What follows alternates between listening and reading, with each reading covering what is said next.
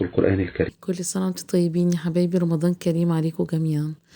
تعالوا نبقى نشوف النهاردة مع بعض فطار أول يوم رمضان كان ايه. طبعا أنا عندي هنا دي السمبوسة. أنا السمبوسة دي كنت عاملاها قبل رمضان بأسبوعين، يعني الفيديو عندي بقاله أسبوعين. بس ما نزلتوش بصراحة، كسلت أو أنا ما كنتش فاضية، يعني كنت مشغولة شوية الفترة اللي قبل رمضان دي. فنسيته أصلا. بس انا كنت عامله فيه كذا حشو، اكتر من حشو، عملت فيه 3 حشوات. الحشوه دي كانت حشوه الجبنه. بحط جبنه كيري بالبسطرمه، على جبنه رومي متقطعه كده. وبعملها انا بحب الحشوه دي جدا. حشوه الجبنه فيك اكتر من حشوه بالجبنه يعني، بس دي بالذات بحبها جدا، بتبقى خفيفه وطعمها لذيذ.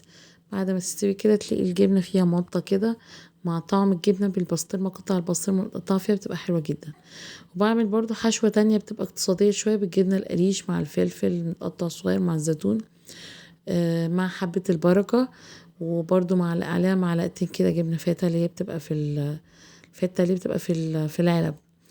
ودي حشوة اللحمة المفرومة، اللي هي العادي، معمولة ببصلاية فلفلاية، عليها يعني طماطماية كده مبشورة، طماطماية كيلو مبشورة، وملح وفلفل اسود ورشة توابل اللحمة كده، ورشة جوز الطيب بس.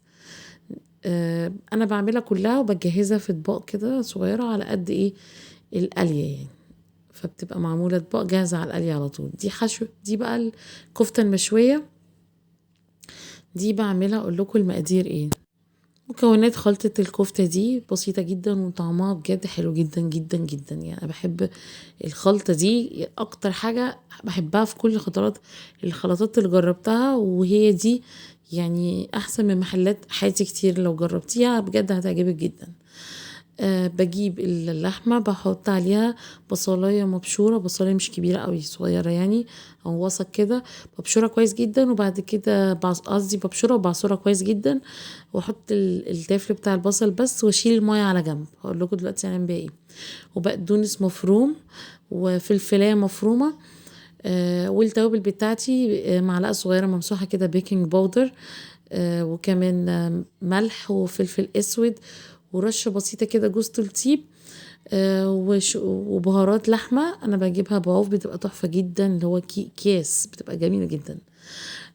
وكمان بحط عليها عارفين اللحمة الجملي، في اللي هو الصنم بتاع الجمل، الدهنة بتاعته بقى ببشرها واحطها عليها، او يعني ببشرها لان مش عندي مفرمة، فببشرها بتبقى بتديها طعم حلو جدا. هي بتغير فيها كتير بجد، هي بتفرق جدا على الحواوشي، على الكفتة.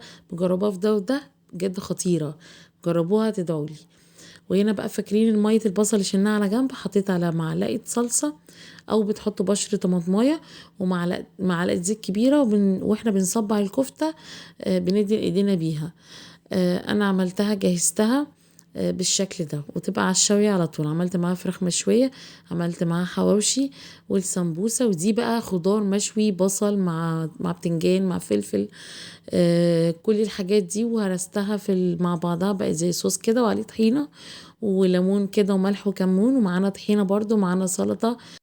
وبس كده، ده كان الفطار بتاعنا، مشاوي حاجة كده خفيفة عن المعدة أول يوم، عشان تاني يوم أنا معزومة عند ماما، فهيبقى فيه بط بقى ومحشي وحاجات كده، فكنا بنسخن بس كده. ويا رب يكون الفيديو عجبكم بقى، اعملوا لايك للفيديو. شكرا قوي، سلام عليكم.